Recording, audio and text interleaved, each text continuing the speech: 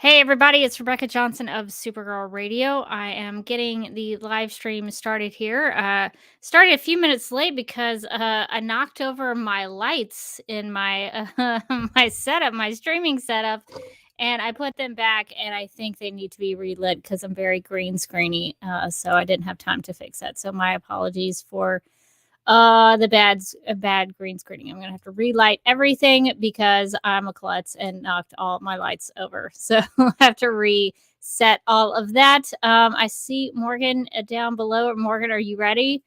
Morgan is very studious, studying the book. I'm gonna change our background real quick. Yes, I think that looks better. The document. Here we go. So, yeah, we have lots to cover. We have some news items. We have a book to review, a graphic novel, I should say, not a book, specifically a graphic novel. And then we also have some listener feedback. Oh, yeah, it's quite the read. So yeah, it's quite the read. So I'm gonna need Morgan to read it because I have terrible vision. So if that's okay with you, yeah. So sure. I've got my book. It looks like Morgan's got her book, and I think are you ready to go to officially get started? Wow, this is a long do you need a minute? No, I'm good. She's like, I don't know if I want to read that or not. Can we start getting the listeners to read their own emails? Oh, that's not a bad idea. That we'll consider it. We'll workshop it and see how that goes. All right, we'll officially get started and we'll get underway.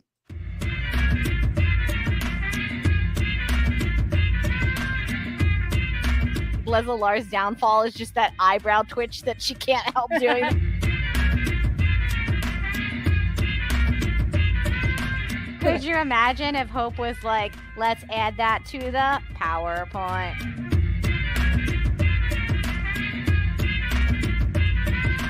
Excuse what me? year is it? How old am I?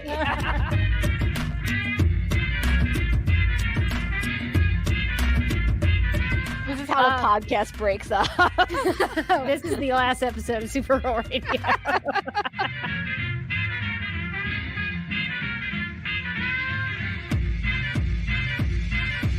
You want a Kryptonian? You got one. Is it a movie about saving Argo? The answer to that one is no.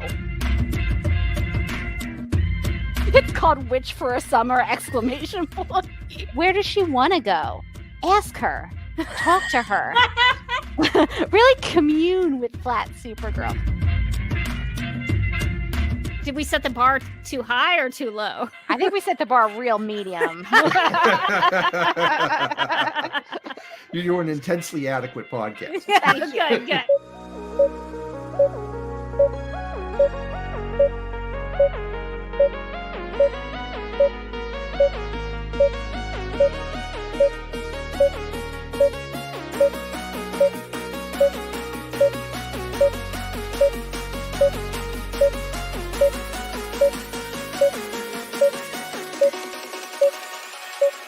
Hi, I'm Elizabeth Noyce, and you're listening to Supergirl Radio.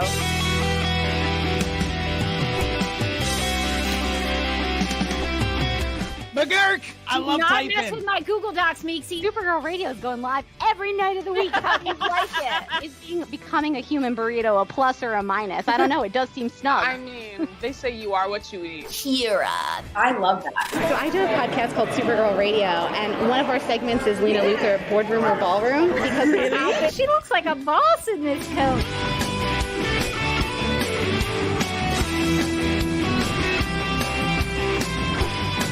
Nasty Luthor like a different Luthor?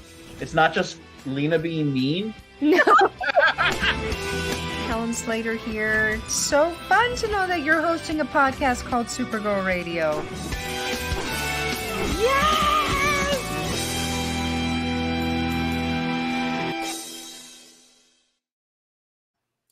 Welcome to Supergirl Radio, your source for all things related to the CW Supergirl TV series and the character of Kara Zor-El. My name is Rebecca Johnson. I'm Morgan Glennon. And for this episode of the podcast, we are live and wired on the Supergirl Radio Facebook page and the DC TV Podcast YouTube channel to discuss and review the graphic novel DC League of Super Pets, The Great Mxy-Up, which is a lengthy title, but worth it, and I think very descriptive of what it actually is. This was written by Heath Corson, illustrated by Bobby Timoney, colors by Jeremy Lawson, and letters by Wes Abbott. We are originally going to do this with Abby from the Katie McGrath Book Club, but she is not feeling well, a little under the weather. So we will have to have her back on at some point to talk about another book. We have a lot of books in mind that we could. We've got stuff percolating.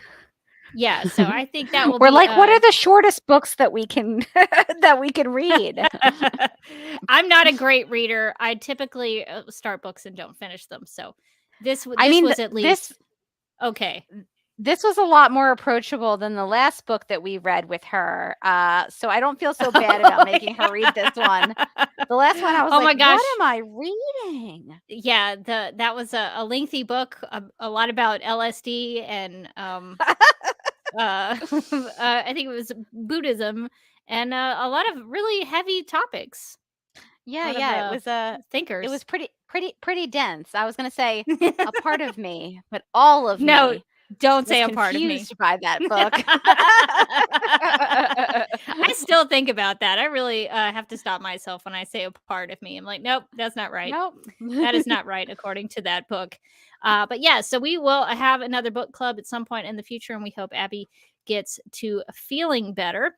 But in the meantime, you'll just have to deal with Morgan and me as we review this book. So hopefully that will be sufficient.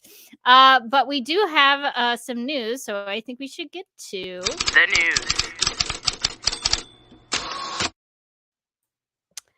According to Deadline.com, Kyler Lee is set to star in The Way Home, a new original primetime series for Hallmark Channel that's slated to begin production later this month. It stars Andie MacDowell and is set to premiere in 2023.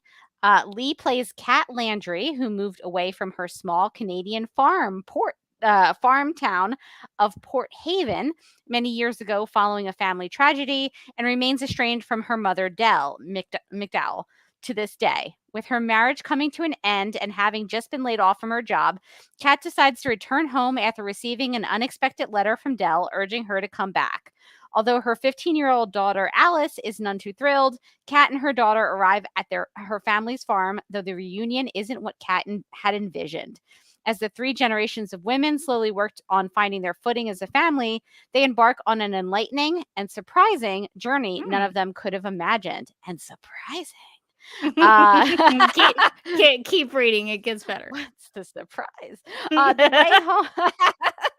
The Way Home is the first primetime series to be ordered under the leadership of Lisa Hamilton Daly, the executive vice president of programming for Crown Media Family Networks. The Way Home is a family drama that follows the lives of three generations of women within the Landry family, and it comes with a time travel twist. Yeah, there it is. All right. You know what? I was like, love to Kyler Lee. This one sounds a little boring. And now you got me back in. What if they listened to this podcast and they were like, the Fleur de Lis saga was so compelling. We want to make the Lifetime version of that. I miss the Fleur de Lis saga. Me too. I think it feels like we closed the book on Fleur de Lis. That needs to be reopened. But what a book.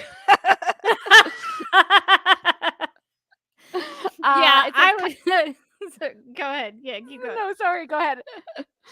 No, I was gonna talk about Fleur de Lis, but you could keep going. Oh, I could talk about Fleur de Lis all day. I feel like that is, there's a version of this show that is just that saga, and and I like it because it's like, it's got the family drama, a little horror, a little historical fiction. Fleur de Lis has it all. Historical fiction. It's so historical. Kyler Lee and Andy McDowell are the perfect mother-daughter pairing for our new series, The Way Home, said Daly. We at Hallmark Channel cannot wait for her to grace our screens as a member of this cast. Lee is best known for playing Dr. Lexi Gray on Grey's Anatomy. Was she? She Best went on to known. play... Wait, I'm sorry. She went on to play Alex Danvers on The Flash? Is that what it says? It says on Oh. The Flash, Supergirl, and DC's Legends of Tomorrow. They Who maybe wrote should have this? started with Supergirl. Who wrote this? We have beef now. Best known for Lexi Gray? Did Lexi Gray save herself with her own pants? I don't recall that episode of The Anatomy. Okay, I'm gonna finish this. The Way Home is executive produced by Marley Reed and Arnie Zipersky for Neshama Entertainment, and then it's just a bunch of names. But it looks like Andy McDowell and Kyler Lee are also producers, so that's pretty cool.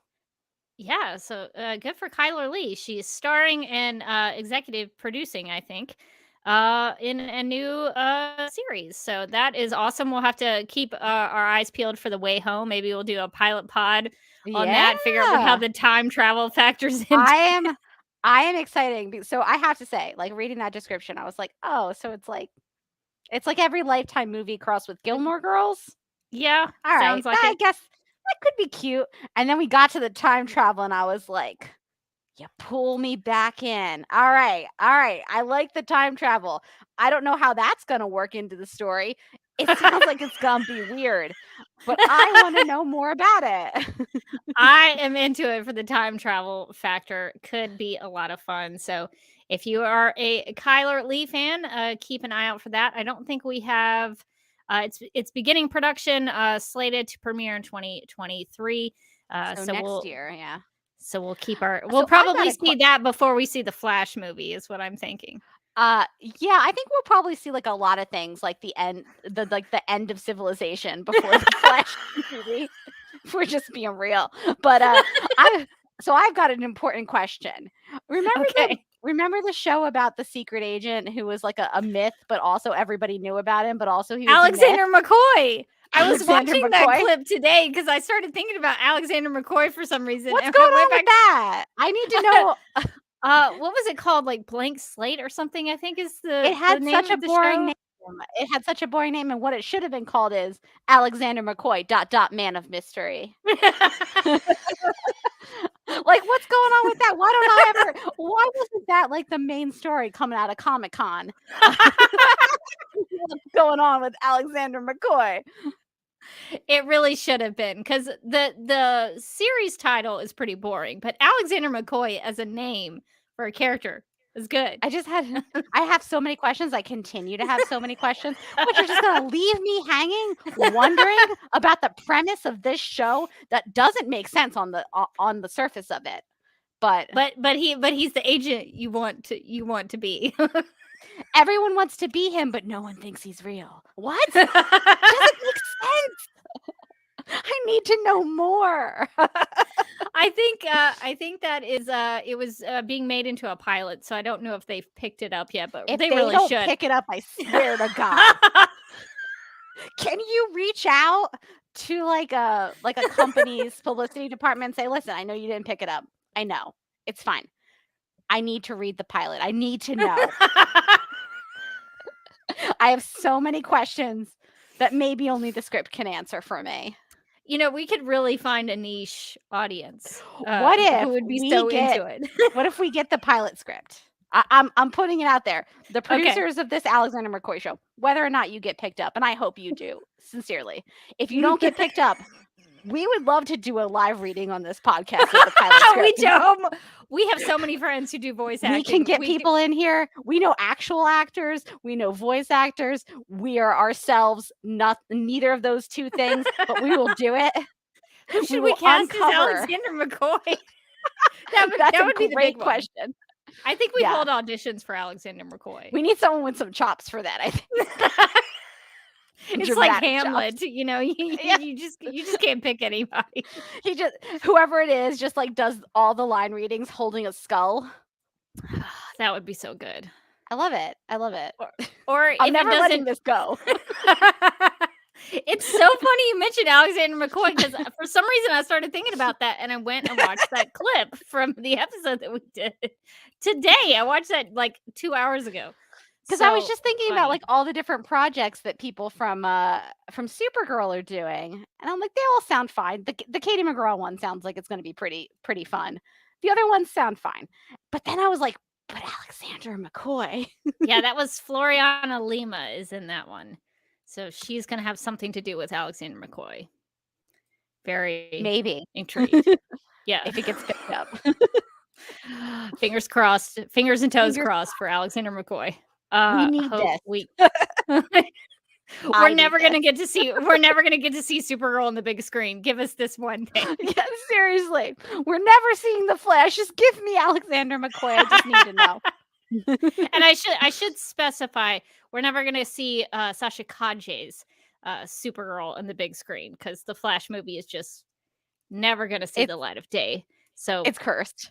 yeah, so we just really want that Alexander McCoy. That's just the one thing you can give us. Just give us something.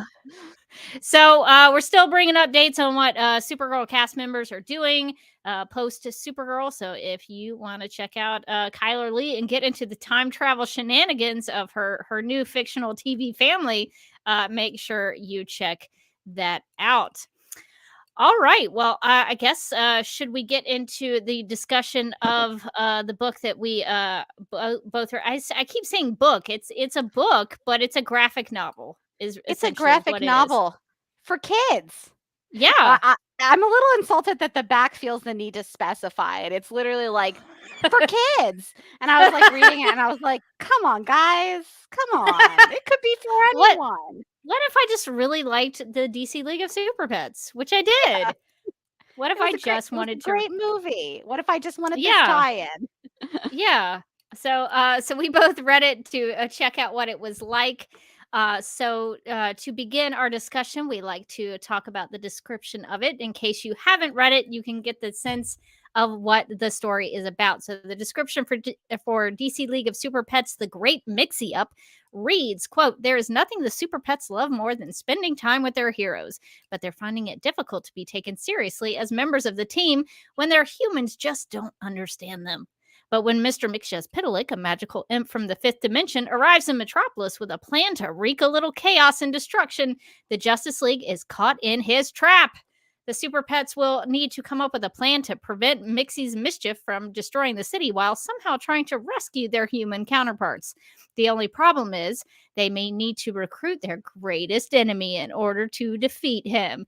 DC League of Super Pets, The Great Mxy-Up, picks up immediately from where the movie leaves off," unquote. So I guess that's my first question about this story. So it says The Great Mxy-Up takes place after the film, but in the film, Lois Lane mentions Mxyzptlk in a news report. So that do you, I have a theory, but I want to hear your thoughts. They explain it. Okay. So pardon me for trying to find it. There is a flashback. Okay, so we're of the same mind, I think. Yeah, before her report that she does, which of course I can't find now. Is it page 43? Is that the start of the super flashback? I think so. Yeah, they do. They even have like a super flashback. And they talk about like, I think it takes you into where Lois Lane. Yeah, you see like here, there's a flash from the movie. I don't know if you can even see that. But it's the screen from the movie, basically. Here. Where she is talking about dropping that Mxyzptlk. You can just say Mixie if you want to. The Mixie reference, which I noticed watching the film because I butcher his name so often that I wasn't going to miss that reference. Which is also mentioned they bring that in the back book. around. Yeah. Yes. So that's what I was thinking too, is that this story is actually, so the mention in the movie is the flashback the first time that Superman encounters Mxy. Mm-hmm. And Yeah, this is like the next time. I think Cyborg pulls it up. He says, I remember that Lois Lane did a story on it, and then he does a quick search, and then he projects it. Yes. So I just wanted to put this story in the proper context because I was a little bit confused, and I'm glad you thought the same thing I did, because that, I think, means that it's right. Yeah, so it like takes place after the events of the movie, but then it flashes back to events before the movie, and then back into after the movie. I mean, there's a little time travel in this story. Ooh. So some flashing back in different time periods. So since this book is about Mxyzptlk or Mxyzptlk or Mxyzptlk, however you choose to pronounce his name, Morgan, I was curious about your thoughts about the portrayal, the interpretation of Mxy in this story. What I was going to show a big Mxy page here. He's everywhere. He likes to show up and then be like all the people in all the places. There's one point where every person in Metropolis looks like Mxy. Yeah, and then there's a whole bunch of those pages. Page 40, page 78 through like 82. Yeah, you can see here he's like doing like Tai Chi in the park. he's on a boat.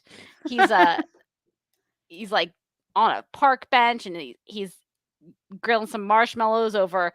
Is that Keith or Mark? I can never remember who is who. Keith is the water guinea pig, and Mark is the fire so it's guinea Mark pig. over Mark, and Mark says, "This is humiliating." So he apparently, poor Mark, did not like being the fire in this situation. Which, No, I mean, who can blame him? Well, but he's functional, I think. He is functional. Listen, Mark, purpose.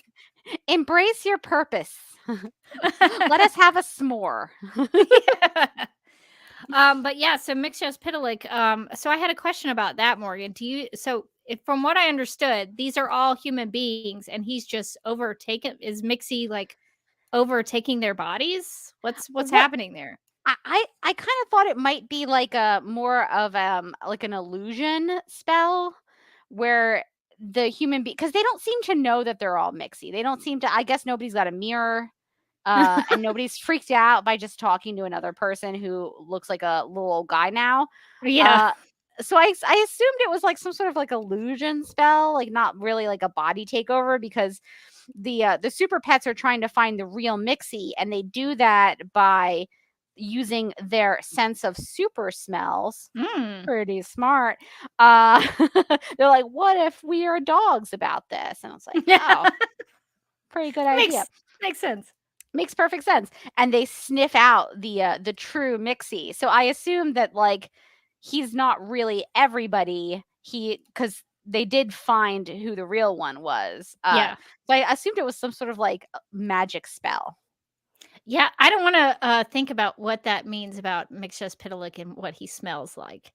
I guess he has some sort of fifth dimensional scent to him. He's got like a very specific odor. I like how they showed the smell in the comics. So like everybody's got this like yellow surround sound, and then Mxy has a purple smell. And then the smell spells out Mxy at the top. Just like the smell bubble is like Mxy. Really gives him away there. I think that would do it. Yeah, really nailed it down. Yeah, I thought the Mxy portrayal in this was really good. He did what he always does. Is he comes to play with Superman. He wants to play games with Superman, and Superman does end up tricking him to go back to the fifth dimension at some point, and then he comes back and sort of uses this opportunity to play not just with Superman, but the Super Pets and the entire Justice League.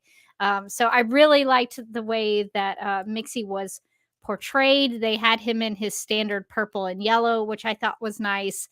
And what I liked about the art is that the coloring for him stayed consistent all the way through. So if he appeared as Wonder Woman or Superman, you knew that was Mxy. You didn't have to guess on if that was the real Wonder Woman or not.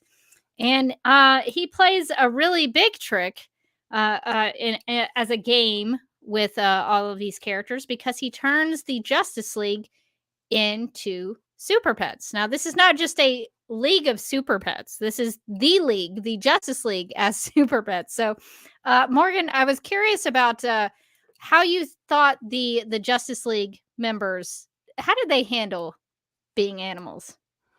Some better than others for sure, for sure.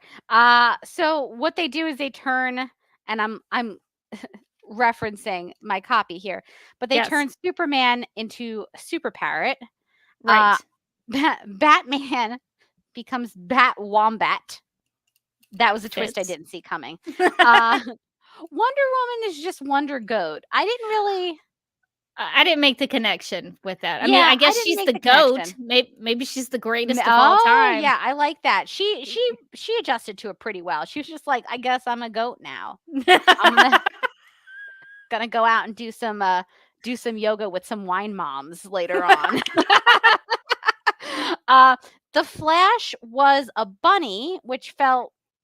I mean, I guess that makes sense. You Yeah, know, he's bunnies a are rabbit, fast. but the editor's note in there says that the Flash is still just called the Flash because that Yeah. just still makes sense. Now, Green Lantern, also still Green Lantern, is a snake. Now, I thought that was fun because obviously her powers are ring based, and there's really no fingers on a snake to be able to wear a ring, which came That's such a good point. Yeah, it was a big plot point because her ring falls off and then it falls in the sewer, and then they have to go into the sewer to find her Green Lantern ring. So not good. If you're a lantern, you probably don't want to be any kind of like snake-esque creature. That's not easy to wear a ring. So now that you point that out, how does Green Lantern as a snake, how does Green Lantern have the ring? Is it on the tail of the snake? It's on the tail. Yeah. When she finally gets it back later, she then wears it securely on her tail, which doesn't feel very secure if I'm being honest. Like I don't know that I buy that that's going to stay on. I'm trying to find the art from when she gets it back. She goes into the sewer and then her and Chip, I think. Chippy? Yes, Chip. Mm-hmm. They face down a crocodile who just happens to be in the sewer because, of course, that's we all know there are many crocodiles. Crocodiles. That's just where they live. No one questions that at all. But yeah, you see, she's got it like on her tail, and they have like a little like, look, see, it's on the tail, and I'm still not sure that I buy it because it doesn't seem like it's on there very securely. Like if I'm zooming in, I'm like, I don't know, guys. Like she's gonna slither away. That thing's gonna fall off again. Well, but she doesn't seem to have an issue with it for the rest of the novel. It's the only option for a snake Green Lantern to put the ring on. I think. I think you're missing maybe two other leaguers. I think so. So Cyborg is an iguana. Siguana. But the best one, I think, for me, the one that shows the most character progression, the most, it really like gets deep down into the character's soul. Aquaman becomes Aqua Cat. And what he quickly discovers is that cats, they just don't like water. Not a big fan of it. He's like, back to the sea. And then he's like, I hate water. And obviously that's going to cause a big conflict because it's right in his name. If you think about it, Aquaman, Aqua is doing a lot of work there. Yeah. He's the king of it. How is he supposed to get in the sea if he doesn't even want to get in a bath? So as a person who has two cats in the home. Yes. Is that accurate to your experience? I would cats say do not like water. I would say yes. If it's like a bath situation, it's like a body of water, I would say they don't want it.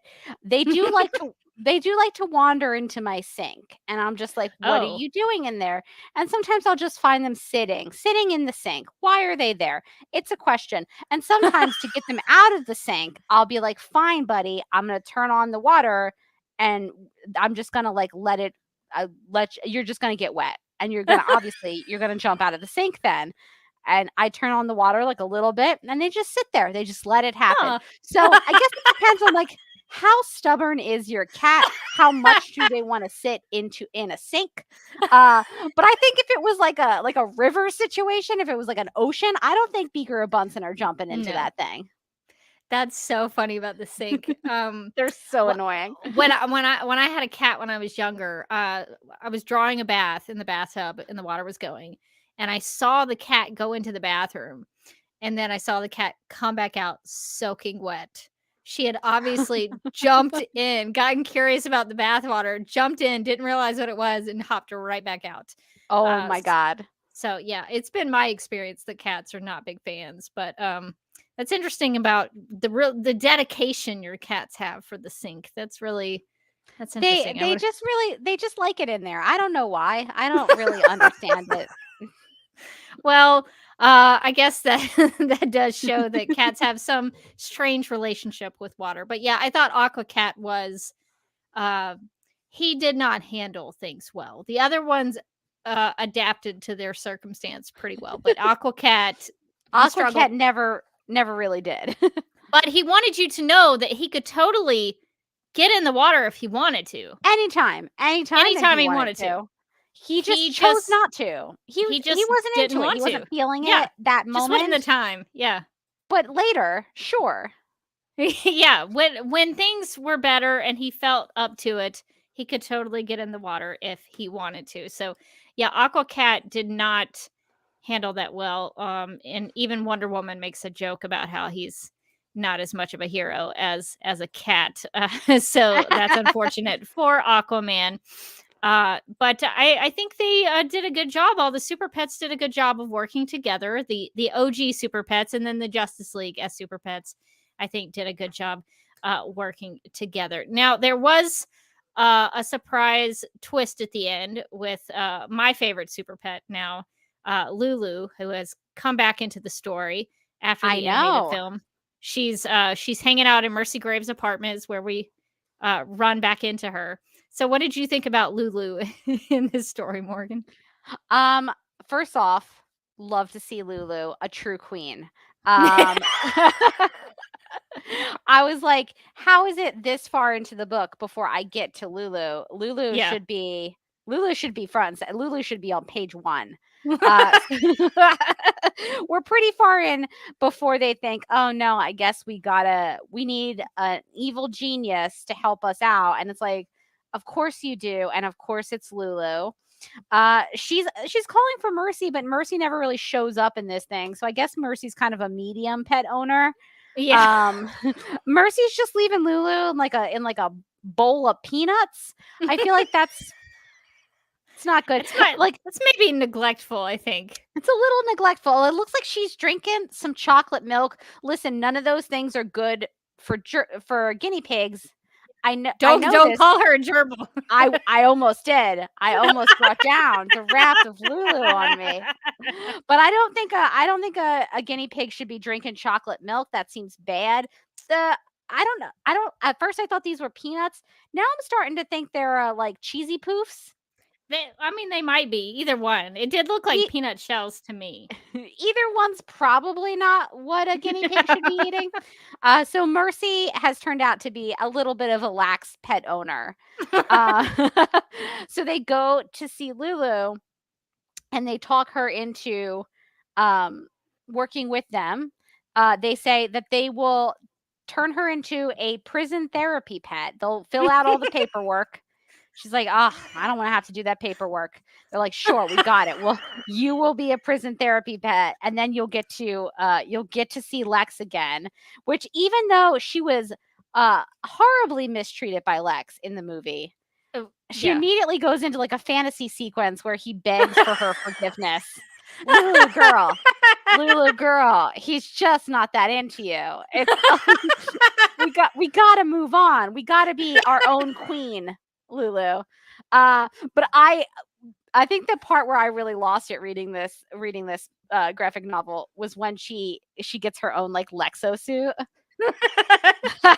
It's so good. She deserves it. She really does. I'm glad that she has her own little mini Lexo suit. I guess maybe Mercy. Maybe that was the one good thing that Mercy did for Lulu is give her a Lexo suit. I believe it. I feel like Mercy was like, "Here's your Lexo soup," but like maybe Lulu was just in a funk. Lulu was just like watching reality TV and like eating cheesy poofs and drinking chocolate milk and not taking care of herself anymore. She was just like kind of in a funk. And she watching Judge Cutie is the reality show that she's watching when we find her. Watching a lot of which daytime TV. I would watch Judge Cutie. She's cute, and I bet I bet her judgments are sound.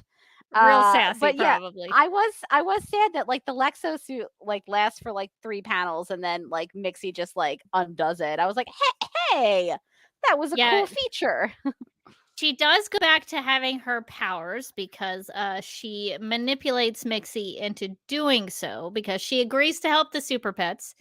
And then there's a twist that I didn't see coming, which was very unexpected to me, which I appreciated because there's a lot made in this book of how Lulu is a genius. And I like that Lulu is proven to be as smart as she proclaims she is. Because there's not just a double cross, there's a triple cross in this story. So Lulu does come through for them in the end. She messes with the Super Pets a little bit before she becomes kind of a hero in the end. But I really liked that. And I especially loved. This is a very spoiler-filled review of this book, so spoilers. Yes, it is. All the way through.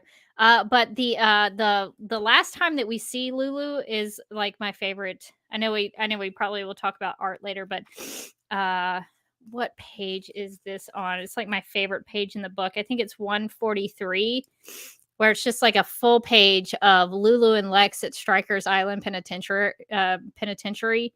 And Lulu goes there to tell Lex off. She's going to really just tell him off about how he owes her an apology. And then she sees he's reading books on temporal theory and how to resolve a paradox. And she's like, "Oh yeah, we can make this happen. I think we can do this." And So good. she gets sucked right back into the Lex Luthor criminal lifestyle there at the end. So I really enjoyed Lulu in the book. Were there any other things that you wanted to talk about with the other characters before we continue on? I did like that Superman, once he became a parrot, he talks a little bit about not being used to the eyes on the side of his head, and they have like a funny joke about that, which I'm trying to find, which is that he tries to use his heat vision to get into the Justice League hall, but it turns out that he's, as a parrot with eyes on the side of his head, the heat vision is just shooting out on the side. Not really Over able to here. control it directionally. No, yeah, it's like it's getting half of it's getting where it needs to be. The other half is going towards the Justice League. I thought that was really funny because I don't really think about it too often that parrots' eyes are like here and there. It's kind of weird. And if you were using heat vision, that could get really dangerous. Yes, if you cannot control the heat vision, that's quite dangerous. I'm trying to remember if there is I meant to look it up before we started, but I thought there was a super parrot in the DC Legion of Superheroes. I felt like there already was. I'll look that up by the time we do our Legion of Superheroes character spotlight because I feel like there's some sort of super bird. So that seemed right to me. But I liked that the super parrot had an S curl in his Yes, bird I thought that was really feathers. funny. So I like that even as a bird, you still knew it was Superman because he had a little bit of an S curl. So that was nice. Yeah, I also thought it was funny that they weren't allowed into the beginning of the book starts with them all, taking down a villain and then going to the Hall of Justice, and the Super Pets are all excited. We're going to go in, and then Superman just slams the door in Crypto's face, which is like, Superman, I thought we were We had worked this out. I thought you were going to be a better owner to crypto. How dare you? How dare you, after making him watch the Great British Bake Off by himself? How dare you slam the door in his face? That is a good boy. You let him in. Yeah. So they talk about how the pets aren't actually allowed into the Hall of Justice because the pet dander will shut down all of their systems. Yeah, they say the pet dander is murder on the equipment in the Hall of Justice. So I guess, Morgan, the question there is, do you think that is that a wise choice? Do you think that's a legitimate reason to keep the super pets out? I guess so. And I say that because Mike has a computer that when he turns it on, like the desktop, Bunsen likes to sleep on top of because it's warm. It's warm, yeah. And that's gonna get dangerous because that fur is gonna get into the fans. So we try to keep him off of it, but again, it's warm and he likes it. So I could see how this could be a problem for the Justice League. You know, maybe Crypto's sleeping on one of their equipment things, or definitely Merton. Merton's definitely going anywhere it's warm. So this could get dangerous. Yeah, I think Aquacat would probably get on top of for sure. Yeah. But I think it's a good reason. I think it is unfair for the super pets not to be able to get in there. But I think it's a reason that makes sense. You can't just have all of that big equipment and cyborg stuff in there and then bring stuff in there that will cause them to shut down. I think that's a good reason. I think the super pets. I feel for the super pets in the story, but also the super pets don't understand how all of that works. I feel like they don't really have a good grasp on technology and wouldn't understand how they affect it. So they pull at the heartstrings, but really it's a good call, I think. Well, I did have some questions about the amount of security inside of the where do they go? Do they go like inside of the computer or something? With a Cyborg and is it Cyborg and Cyborg and Mark go into Iguana says, I'll have to rewire the system manually. So Mark goes in there with him, and then it turns out that he's got like all these lasers that are supposed to like a vermin identified. They're activating the mousetrap protocol, like a lot of lasers, and then there's some what looks like a rocket at the end. Like, what kind of mice were getting into this system? Well, mice are hard to get rid of, and I hate to say get rid of, but that's the best way that I can say it. If mice have invaded your home, they are very difficult to track down and figure out how to remove them from your house. So I think all of the technology and all the security they have for the vermin, I think is warranted. I think I think that's what every homeowner. Yes, I think so. I think that is 100% necessary for vermin in your house, and I think every homeowner should have a rocket launcher to go up against the mice. But I think that's fair. I think. I think Mark even comments like, "Why is it this intense? Like, why do you hate mice?"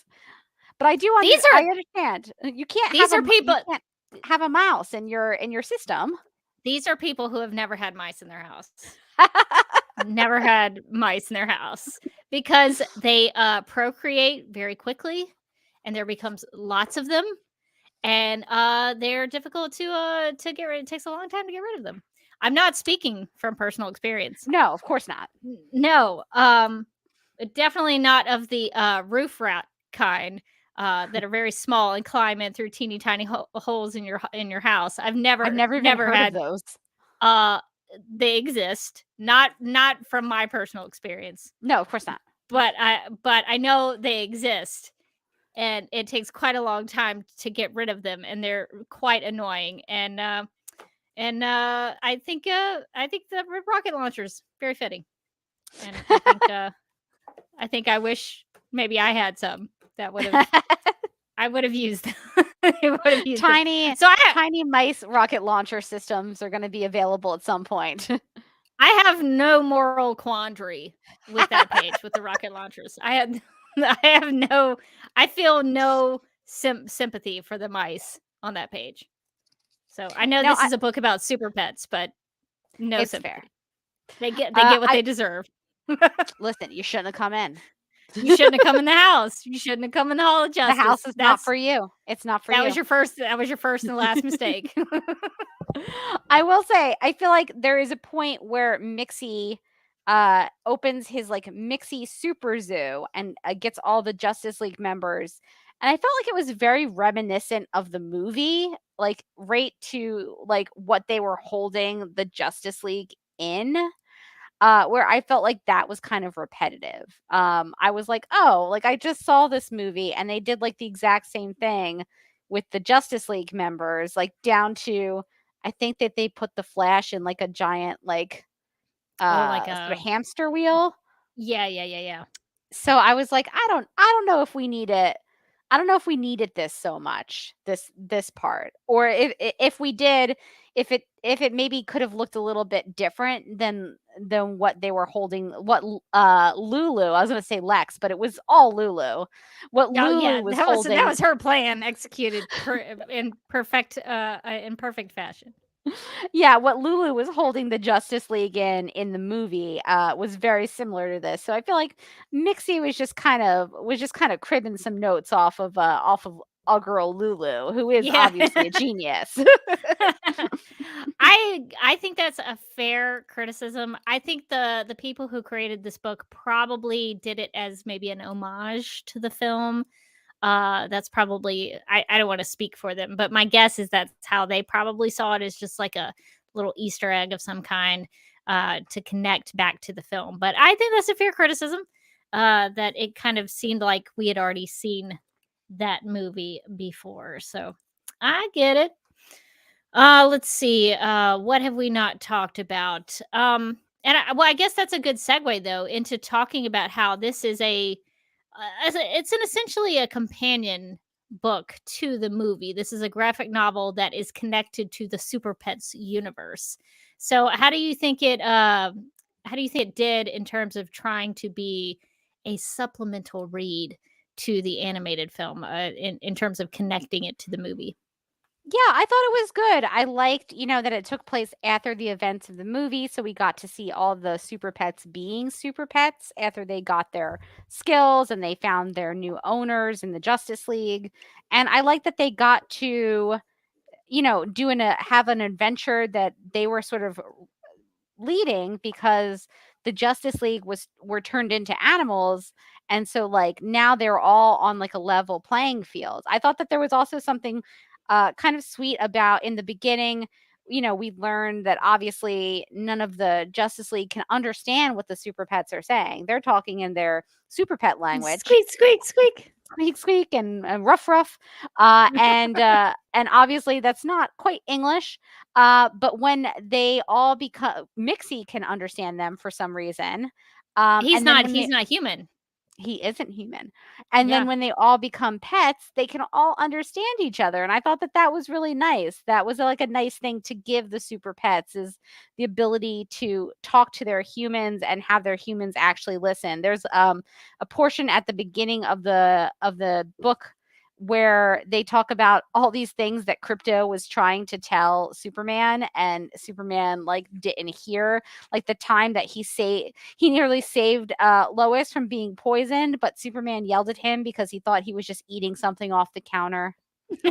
My cats have pulled that quite a few times. They're like, no, I'm saving you from being poisoned by that croissant. And I'm like, sir, you are not. That is not what's happening. Which of the cats jumped up and grabbed the donut out of your hand? It's always Speaker. It's always Speaker. As a kitten, he one time opened up a closed plastic container holding mini croissants, took out a mini croissant, and then was just kind of walking around the house with it in his mouth, like just proud.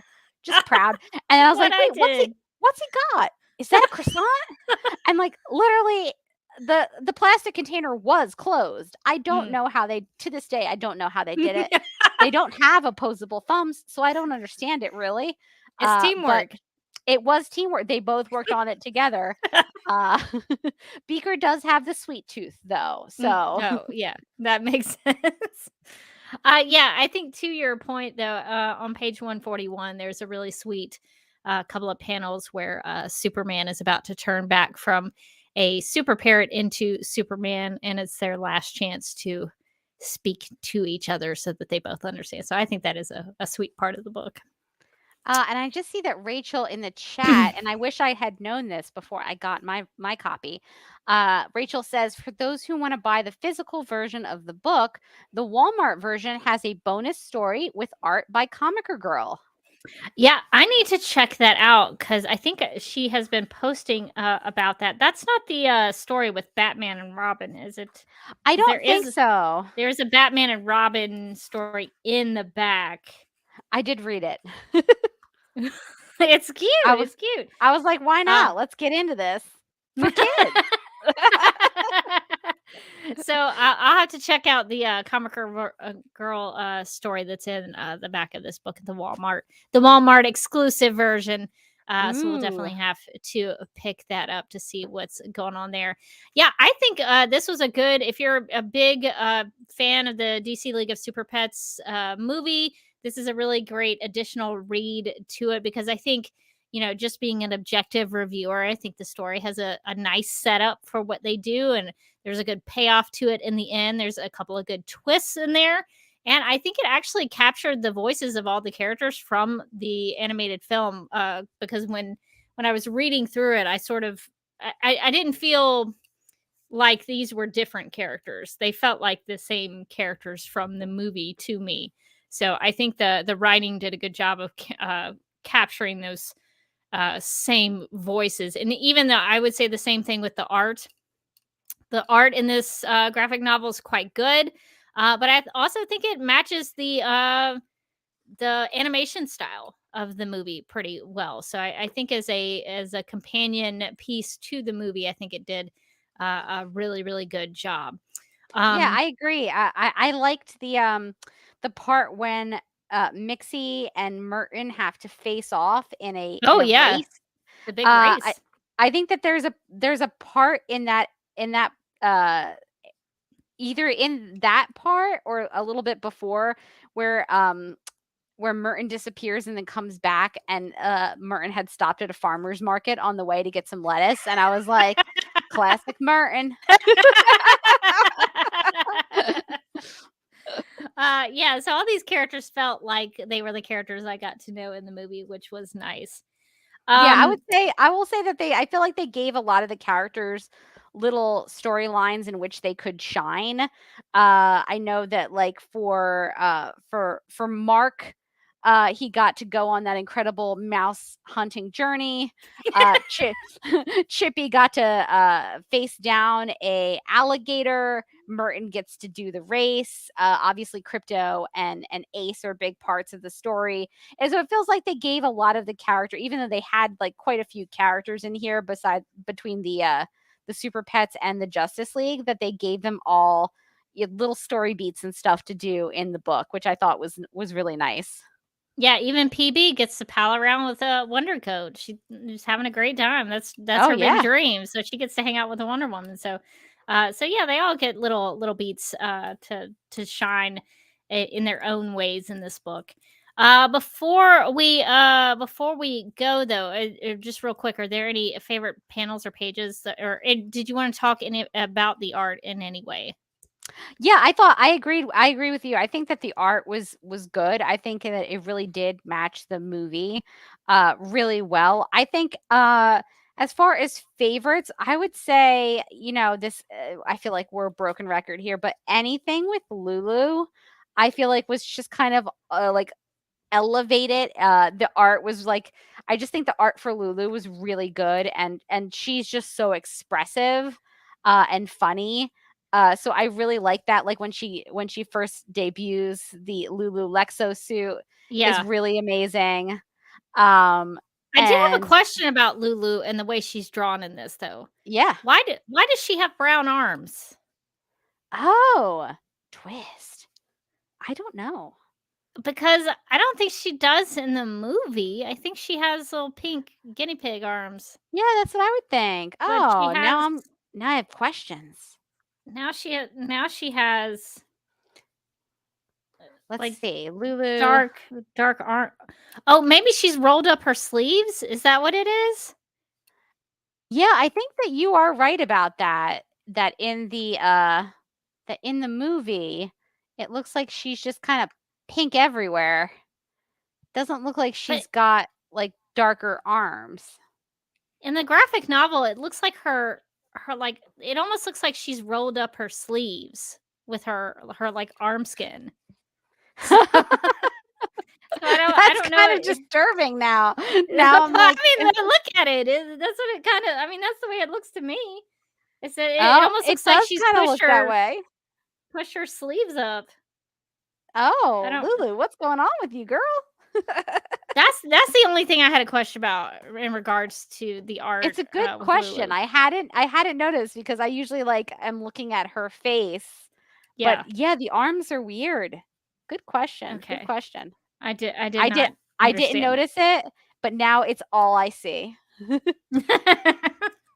Well, if anybody has any thoughts, let us know about Lulu's brown arms if you have any thoughts.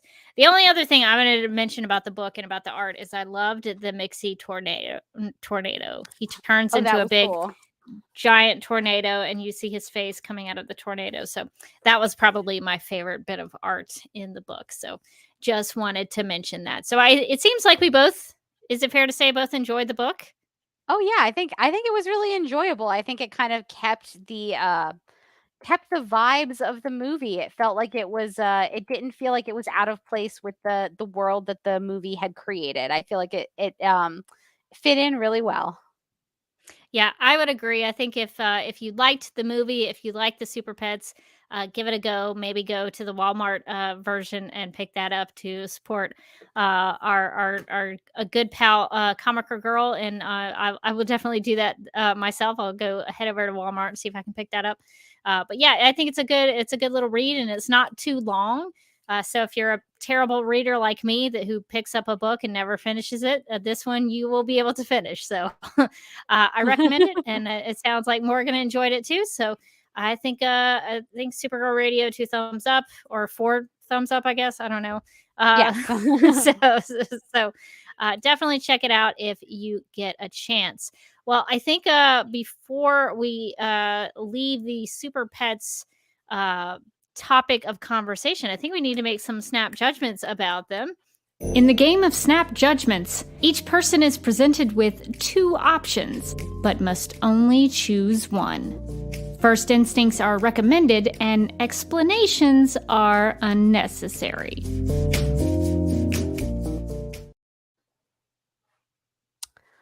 Okay, so our first snap judgment.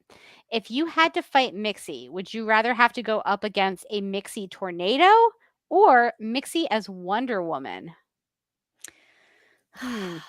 That's a tough one. Mxy tornado, it would depend on what superpowers you have, I guess. If you have super speed, I guess you could just fly around the tornado and it'd be totally fine.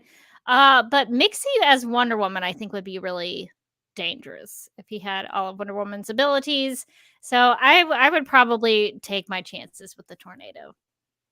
Yeah, I feel like I could run and hide from the tornado. Like, I don't know. They didn't have superpowers in Twister and they made it.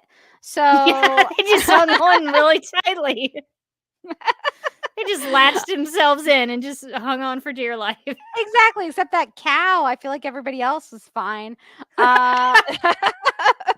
So I think I would choose I would go up against I would go up against the tornado, I think, versus going up against Mxy Wonder Woman. Because if he's got all of Wonder Woman's powers, that's going to be a pretty tough fight. Whereas, tornadoes kind of pop up and people kind of know how to deal with them. Just hunker down, wait for him to pass.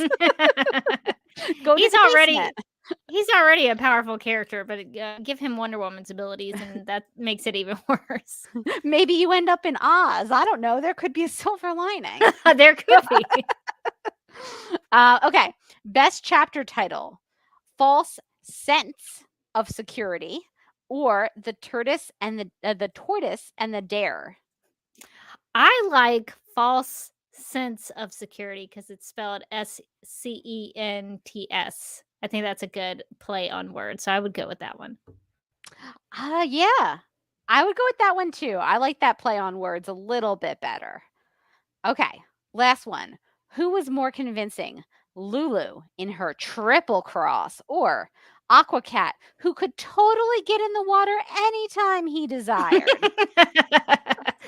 I Anytime. think anytime. He's just choosing not to. Want to make that very clear. I think Lulu had me second guessing her motives. So I would say that she was probably the more convincing one. Yeah, I would say Lulu was more convincing because when she did the double cross, I believed it. Yeah. Based on past behavior, I was like, oh, we lost Lulu. Just Lulu being so Lulu. she knows what she's about. Meanwhile, no one was buying that Aquacat was ever going in that water. We know you're not going in, bud. Yeah, he made some attempts, but they were not good. And I think everybody was just trying to have some understanding about Aquacat. But yeah, more convincing, definitely Lulu. I think that's gonna take us out of Snap Judgments. No judgments on your Snap Judgments.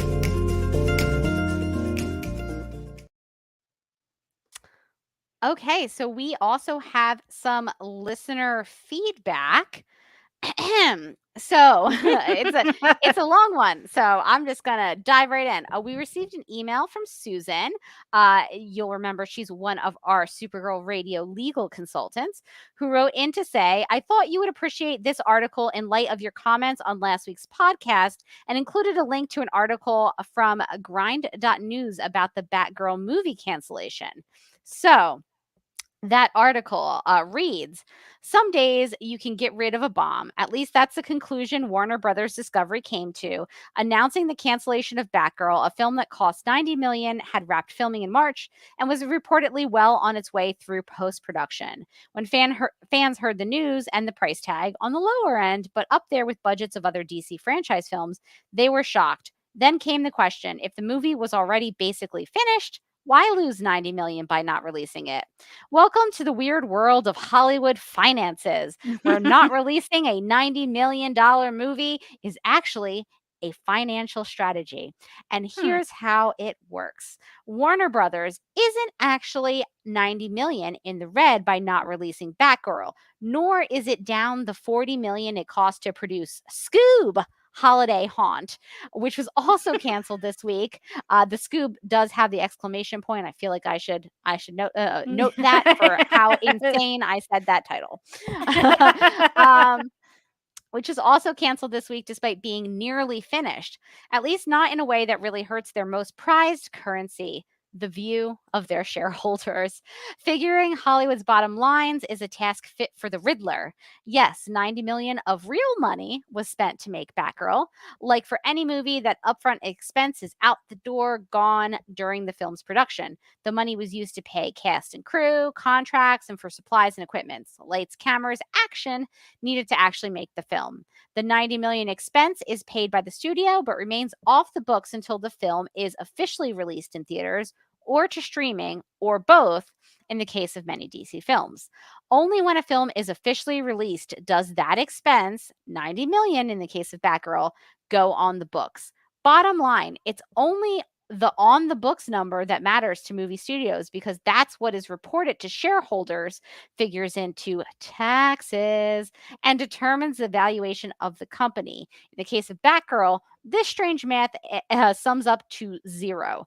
Batgirl may have made $0, but by not being released, effectively $0 were spent. Uh, boy. The studio's recent merger is a golden ticket. While this financial formula is used to mitigate loss throughout the movie industry, there were some special circumstances that played to Warner Brothers' favor with the timing of Batgirl. Warner Brothers have kind of a golden ticket right now, being in the midst of an acquisition, said Paul Hardart, a clinical professor of marketing in New York University and film producer.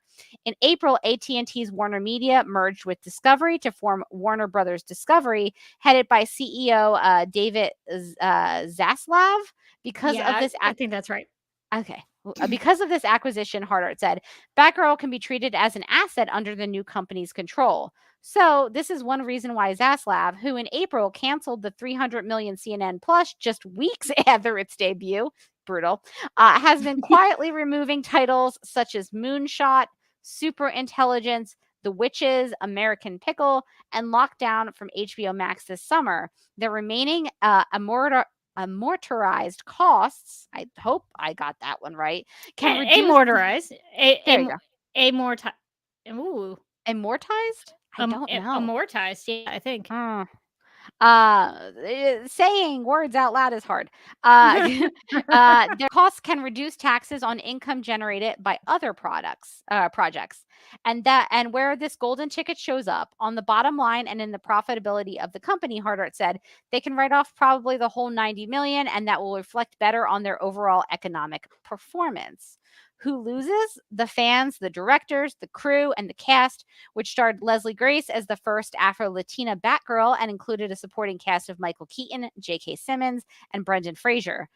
Warner will likely honor any contracts, but won't incur any unnecessary additional costs, Hardart said. This means that any budgeted post-production work left on the table and royalties that would have been generated won't be paid out to their respective parties, typically a film's producers and copyright owners.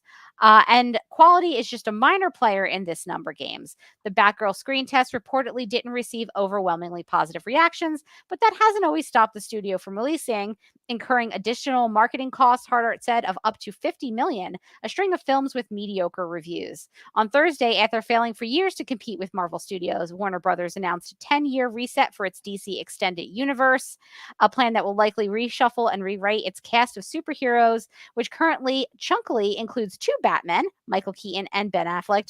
I would argue 3 Batmen, because our Pattinson is also in the mix. You know, poor emo Batman. Don't forget him. He's gonna cry about it later to Alfred. Zaslav is a power player, and that is likely another element to this decision. He wants to send a message that there's a new sheriff in town. Hardart said that they're going to be draconian in addressing costs, and Wall Street will probably like that, and that's who they're playing to, not the DC fans. And the chopping block might just be warming up. Zaslav needs Warner Brothers Discovery to make up the $3.4 billion it lost in its first quarter after the merger. So that is a lot of money that it lost. Yeah, that's something really interesting about the film industry that I don't know a lot about. I still, even after reading that article, I don't know that I fully understand it. I you know what? I had read something similar. I hadn't read the full article, but kind of the Cliff Notes version of it, that basically, for better or worse, the reason that they canceled Batgirl wasn't oh, it tested poorly, because I mean, other studios have released, say, Morbius, but it was Morbin time to their credit. But but we've seen so many movies that were this was only okay, and they still put it out. It seemed like it was the tax write-off. They did it for the tax write-off. If they don't show it and they don't release it, they can take it off as they can take it off their books, essentially, and say that they didn't spend that money somehow. Using tax magic, they can basically get that money back. I don't truly understand the nitty-gritty of it, but I was oh, all right. Yeah, that makes sense. I can buy the explanation of it, but I have a hard time, because it's well, the actors still got paid. Yeah. The people in the crew and the effects people, I'm sure they still got paid. The directors got paid.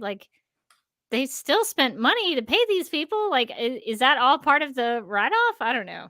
I don't know, like, the money, like it said earlier, the money was spent, like, they paid people, they bought equipment, they did all the movie stuff, but then by not releasing it, they can take it as a tax write-off essentially, which So okay. I guess they just it's almost like they never spent the money to I begin with. think But so, but yeah. money changed hands at some point. They I spent it's so good. something. It's so I'm not a numbers person, I'm not a finance Mm-mm, me person, so neither. I don't fully understand all of that, but I guess that is the way Hollywood can work if, they choose to go that route. So, thank you, Susan, for sharing that with us. Still fully don't understand it, but I think this is a good article to at least get into the real details of it, because it sounds like there was a reason for what they did. Even if fans don't like it, there was a reasoning behind what they did. Uh, Yeah, and I would jump in to say that that this kind of backs me up that I doubt that this whole thing was really done over like the quality of the film. Like I doubt the movie was so bad that it was like put it into the vault, right? Like it was probably a good movie. It was probably maybe a decent movie, but they saw during this acquisition this sort of like change up that they could just put it in the vault and like make some money back, especially the end of the article says that they've got quite a bit of money that they're in the red right now. So I think, it's kind of the same sort of situation I think a lot of the CW shows are in right now where we got all of our shows canceled. It wasn't really about the quality or even necessarily the ratings. I think the ratings for Legends were actually up in season 7, one of the only shows on that network where the ratings were like green. And it still got canceled, and it didn't get canceled because of like of ratings or because of quality. Really got canceled because of a merger. Maybe because they didn't want to like renew a lease on a studio. It's hard to know that like things that you really like or that you're really excited for are getting canceled or put away or not released because of such boring things as like, no one wants to pay for this studio again. But I mean, it is an artistic endeavor to put together movies and TV shows, but it is also a business. And so sometimes you lose out on things because the business numbers don't make sense or because somebody wants a big tax write off.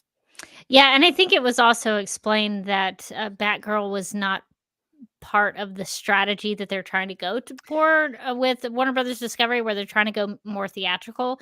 Which honestly, now that people are going back to the movies, that's where movies should be, in Yeah, my humble opinion. and I truly think it was a victim of timing. I think that the movie was probably good, and I feel really bad for the cast, especially for Leslie, and I'm gonna always forget her name, Grace, Grace, I think. Who I mean, anytime you get to play like a big iconic character, that is really exciting for you personally and for your career. And so I like my heart really bleeds. I think the most maybe for her because her Batgirl's not really going to get seen. Hopefully, maybe they'll recast her or something. But I or they could make the Ben Affleck Batman movie and put her in and it. then just put her Yeah, Batgirl in. But I I'm just putting that out there. I think she was a victim of this acquisition that happened, and then they decided, well, this is a great opportunity to clean up the mess of whatever is happening in the DC cinematic universe because there's we've talked about it. There's not really a vision there. There's not like a coherent structure. If Um, only they had someone who had mapped out a 5-film arc that built out a complete universe that would allow for, solo films to have spun out of it. If only they had had a person who had a vision for it, if only. if only. But they couldn't find that person or like they weren't interested or like I don't know. But yeah, like so I think that like, the DC what happened is the DC stuff became such a mess. Honestly, I think from Warner Brothers wanting to seeing what Marvel was doing and going like, we have bigger, like arguably we have bigger characters than that other guy over there. We got Superman and Batman and Wonder Woman. Like, how are they like trashing us over here? Quick, let's get together a cinematic universe. And people going like, okay, yeah, well, the way that you do that is you know, one film at a time and you build it. And they're like, no, straight to the cinematic universe. And I think that they just didn't have patience. And then once they backed out of what they had already started, and then it just became a hodgepodge of things that didn't. And at this point, consumers were used to the Marvel model, for better or worse, right? So like, I just think that they see the writing on the wall and they're like, we just got to clean things up and we got to tighten things up. And then poor Batgirl was just kind of wrong place, wrong time. Yeah, I think there's room for Leslie Grace's Batgirl maybe sometime in the future, I guess. But yeah, I think the problem with WB is that they had a plan, they didn't commit to it. And that's the thing that I admire about the MCU. They really put out a bunch of stinkers. But they they committed to those stinkers and it got people invested in them. And I think that's the way to go. So if you put out some films and then you freak out because the dum-dums who write reviews over at Rotten Tomatoes say some negative things about you and then you freak out and then you quit everything, that's maybe on you as a decision-making process. But that's just my personal thoughts on the matter. So it is unfortunate that something like a Batgirl movie gets kind of caught in those crosshairs because Discovery really bought something that needed a lot of fixing, a real fixer-upper, if you will. So they're having to make some tough decisions over there. But I think this article at least provides some insight into that world that I am personally not familiar with. So I appreciated that Susan sent this over. Okay, well, we've talked about a wide variety of things for this week's episode of Supergirl Radio. Evil guinea pigs, fifth dimensional time travel, taxes. Corporate taxes. Gotta please those shareholders. You know what you come to Supergirl Radio for. Tax stuff. It is interesting, though. Even if I don't fully understand it, it is worth a look at. Okay, well, I think that's going to do it for our discussion on the Great Mxy-Up and all of the things that we covered for this week. So let's get to some Supergirl Radio and DC TV plugs. If you would like to contact Supergirl Radio, you can post a comment on our website at supergirlradio.com. You can email us at supergirlradio@gmail.com. If you'd like to leave us a voicemail, you can call us at 678-718-7252. You can like us on Facebook and follow us on Twitter and Instagram, all at Supergirl Radio. You can listen to us on Apple Podcasts, Stitcher, iHeartRadio, Google Podcasts, Radio Public, Podchaser, and Spotify, where we also have a Spotify playlist that includes music featured on and inspired by the CW's Supergirl TV series. We are listed on DC's fan page, which you can find at dccomics.com/DC-fans. If you like what we do, we encourage you to give us a rating and write us a review on Apple Podcasts. If you enjoy our Supergirl Radio live streams, make sure to subscribe to the DC TV Podcast YouTube channel and hit that notification bell to get notified when we go live and wired. DC TV Podcast also has a TeePublic store, so if you're in need of new DC TV related t-shirts, tank tops, sweatshirts, onesies, mugs, notebooks, pillows, or stickers, go to supergirlradio.com and click on the TeePublic store link at the top of the page. Supergirl Radio is part of the DC TV Podcast Network, so if you also like The Flash, Legends of Tomorrow, Black Lightning, Titans, Doom Patrol, Batwoman, Stargirl, Superman and Lois, and the upcoming Green Lantern, Justice League Dark, and Strange Adventure shows, and DC TV After Dark, you can subscribe to the DC TV Podcast Mega Feed on Apple Podcasts. Follow at DC TV Podcasts on Twitter, and like DC TV Podcasts on Facebook, or else. This has been a message from Hope, inhabiting the Flash vessel, also known as New Rachel. And since we talked about the Super Pets, we have Super Dog designs in the DC TV podcast T Public store that we would love to suggest. Yeah, and I was a little lazy because I was just like, I'm just gonna, throw some Super Pet stuff in here again. But we also have some Mixed Pitalik designs in the T Public store. So not just Super Pet stuff.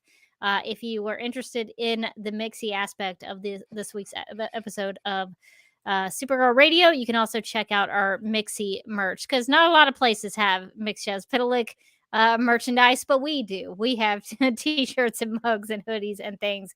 So if you like the fifth dimensional imp known as Mixed Pitalik, we have some designs there for you to enjoy. So I just wanted to mention that as well. And we also want to remind everybody that we are currently running a new DC TV podcast plugs contest. So if you would like to participate, we do have some information about that because you need to know all of the podcasts that we need to plug, and you need to know deadlines and things like that.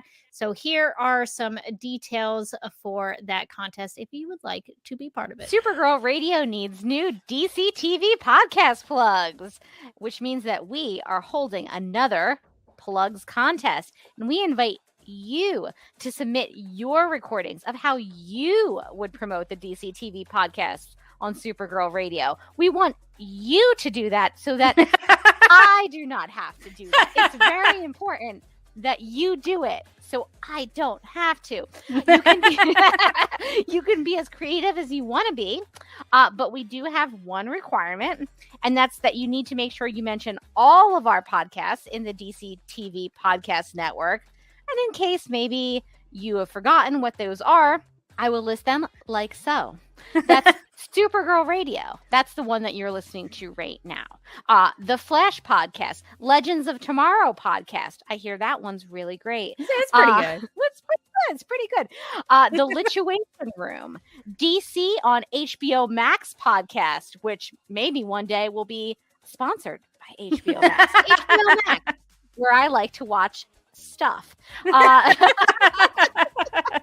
The Stargirl podcast, Superman and Lois Radio. They're not in the Arrowverse, but we're still allowing them to be on the network. What a ring that probably threw them for, where they're like, excuse me, we're not in the Arrowverse. Green Lantern podcast, the Sandman podcast, Justice League Dark podcast, and DC TV After Dark. I hear that one's pretty good too. That one's fine. That one's fine. That one I think is still being workshopped. So how do you get on Supergirl Radio? What you do is you email an MP3, a WAV, or an M4A to supergirlradio@gmail.com by our contest deadline, which is September 30th. We will choose the winner, and the winner will receive a prize in the mail, which will consist of Superman Family Adventures, Volume 1, DC Super Pets, Superpowered Pony, which is a story about Comet the Super Horse, and maybe also an additional surprise. We might sneak something that you didn't expect in there. Just might. Yeah, so you still have a lot of time to participate in the plugs contest if you want to get in on that. And we would also like to thank our Legion of Super sponsors for supporting the Supergirl Radio Patreon. These people are Michael, Sam, Anne Marie, Yvonne, Nicola, Leslie, Abby, Ermgard, Miriam, Nicole, Lizeth, Faith, Brian, Ethan, and Danny. And if you would like to also become a Legion of Super sponsor, you can go to patreon.com/Supergirl Radio and take a look at our monthly levels and participate in that way and get a little extra Supergirl Radio with the Patreon. So we appreciate your support and thank everybody for being part of the Patreon for Supergirl Radio. And you can find me on Instagram at The Derby Kid, and I have a YouTube channel that you can find at youtube.com/DuckMilkProd. That's where I'm currently live streaming on Sunday nights at 9 p.m. Eastern and reading through Batman v Superman Dawn of Justice reviews written by the top critics of Rotten Tomatoes. I've gotten pretty far as of now, so hopefully maybe by the next year I'll have finished all of those. I'm hoping that within a year I can finish that project. So that'll be fun if you want to come and join me to talk about art criticism. Usually have a good time there. I am getting increasingly annoyed by people labeling Lois Lane as a damsel in distress in Batman v Superman. Damsels in distress do not rescue Superman from kryptonite water, and it's taking every ounce of humility and patience and grace not to say mean things about those people. So if you want to see me try to keep it cool on a live stream, that is a good chance to do that on Sunday nights at 9 p.m. Eastern. I am also going to be live with Andy Babak of the Flash podcast on, I believe it is Thursday, August 11th. This episode of Supergirl Radio will come out on the audio podcast feed after that, or no, before that, like the day of. So you might be able to hear the podcast episode and then go watch the live stream. But we are actually going to be discussing the Warner Brothers Discovery madness that's going on with the Batgirl cancellation and all of that. So we're going to talk about that. So if you want to go hang out with us and get into that discussion, we're going to be live on the DCTV podcast YouTube channel at youtube.com/DCTV podcasts. Just like if you watch the Supergirl Radio live streams, that's where we're going to be. So Thursday night at 8 p.m. Eastern is when we are doing that. So if you want to come hang out with us and talk about the DC films, that's a good way to do it. Nice. And you can find me on Twitter and Instagram. I'm at Mojotastic. And you can also find me as a co-host on the Legends of Tomorrow podcast. We got put behind about a week, but we are planning on covering the first few episodes of the DC TV/HBO Max, taking it to the max show, Harley Quinn. We want to talk about it while it still exists. Everything, who knows what's going on HBO Max. But we are planning on talking about Harley Quinn this week on Legends of Tomorrow. And then we have some other fun stuff in store for the next couple of weeks, probably talking more about this DC madness. I still have to make the girls watch something because I won the fantasy draft. Oh, nice. Congratulations. So, Thank you. My team took it home for the season. So, no big deal. And you can also find me as a co-host on DC TV After Dark. Very cool. Well, that's always exciting to hear about what the other podcasts in the Morgan Glennon podcast universe are up to. So definitely check those out if you haven't already. Well, that is going to do it for this episode of Supergirl Radio. But until next time, I'm still Rebecca Johnson. And I'm still Morgan Glennon. And thanks for getting Mxy-Up up with us.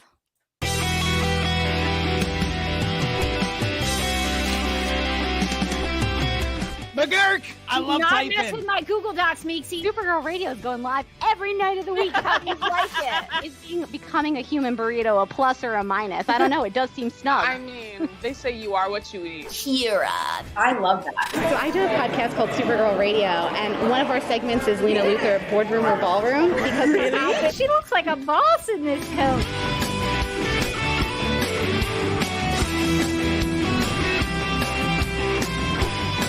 Nasty Luthor like a different Luthor? It's not just Lena being mean? No. Helen Slater here. So fun to know that you're hosting a podcast called Supergirl Radio. Yeah!